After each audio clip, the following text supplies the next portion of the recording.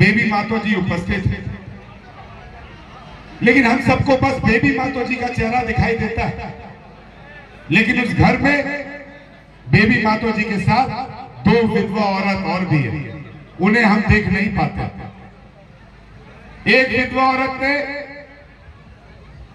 जिसे अपना पति खोया, गणेश मातो जी, जिनके बेटे दिवाकर और प्रभाकर हमारे बीच में हैं और अपने पिता के रूप में जगन्नाथ मातो जी को मानने वाले, वो मानते मानते उनके गोदी में बड़े हुए।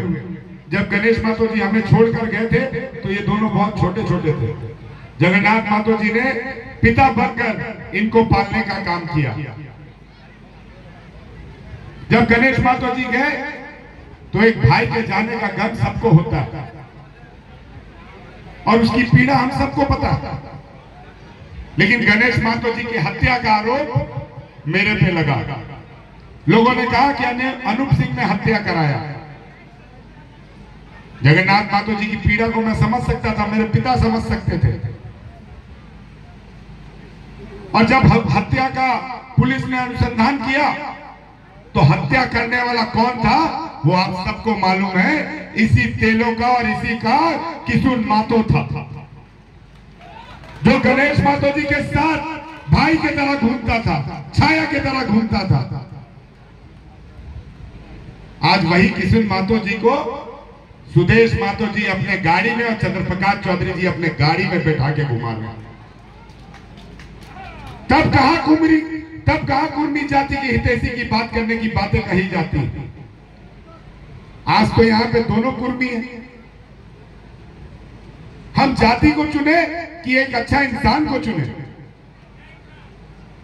हम जाति को चुने कि उस परिवार की तीनों विधवा को चुने जिसने अपना पति खोया, जिसने अपना पिता खोया, जिसने अपना भाई खोया? दूसरे व्यक्ति जगन्नाथ मातो जी के अनुज वासुदेव मातो जी मुखिया, मेरे विधानसभा से मुखिया बनते हैं, आज हमारे बीच में नहीं रहे। क्यों नहीं रहे? जब जगन्नाथ दा अस्पताल में एडमिट थे, अपनी जिंदगी की लड़ाई लड़ रहे थे, तो वासुदेव मातो जी उनके सेवा में दिन रात एक करके कोरोना काल को भी नहीं देखा। और उनके जब जाने के बाद अस्पताल में जब जगन्नाथ मातो जी भर्ती थे तो वासुदेव मातो जी डुमरी की जनता का सेवा कर रहे थे और कोरोना काल में सेवा करते करते हमारे बीच से चले गए। उसके कुछ दिनों के बाद जब जगन्नाथ आए, हमारे मुख्यमंत्री जी ने उन्हें बचाया, आपके बीच में लेके आए और उनसे कर्मठ प्रार्थना की, उनका पैर पकड़ा, उनके सामने हाथ जोड़ा कि दादा फील्ड में मत जाइए। लेकिन दादा ने बोला कि हम फील्ड में नहीं जाएंगे, जनता के बीच में नहीं जाएंगे तो और जल्दी हम मर जाएंगे। और वही हुआ, दादा हमारे बीच से चले गए। आज एक घर में 3 विधवा आपसे इंसाफ का गुहार मान रही है। जगन्नाथ मातो के 17 साल के सेवा का आपके सामने सम्मान मांग रही है।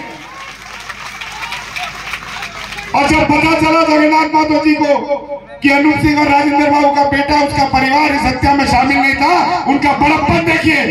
राकेश वर्मा जी आज हमारे बीच में पत्रकार के रूप में यहाँ पे उपस्थित है। इनके साथ वो मेरे घर पे आए, मेरे पिता का पैर पकड़ा और मुझे गले लगाया, बोला भाई मुझे माफ कर दो, मेरे से गलती हो गई। आज उसी अधिकार के तहत, उसी सम्मान के तहत एक बड़े भाई के लिए एक विधायक जिसने अपना पिता खोया था और उस पिता के जाने के बाद जब पिता बनकर जगन्नाथ मातो खड़ा था, तो मैं जगन्नाथ मातो की जगह अगर नहीं होता तो शायद राजू का भी पिता बनकर मैं नहीं खड़ा होता।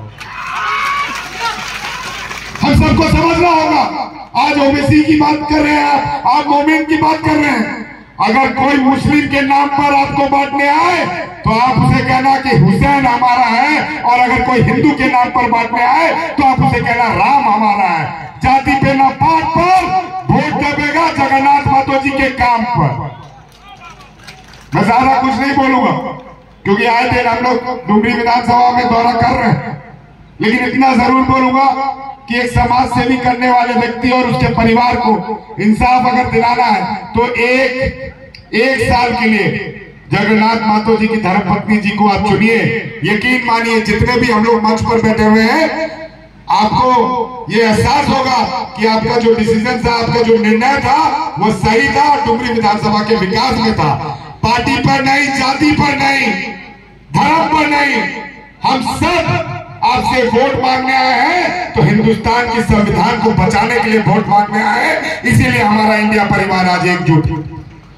मैं आप लोग से तहे दिल से धन्यवाद करता हूं और आशा और उम्मीद है कि 5 तारीख को बेबी मातो जी को भारी मतों से बटन दबाकर 1 नंबर पर झारखंड मुक्ति मोर्चा के उम्मीदवार और हमारे महागठबंधन के उम्मीदवार को जिताने का काम करेंगे। जय हिंद, जय भारत, जय इंडिया।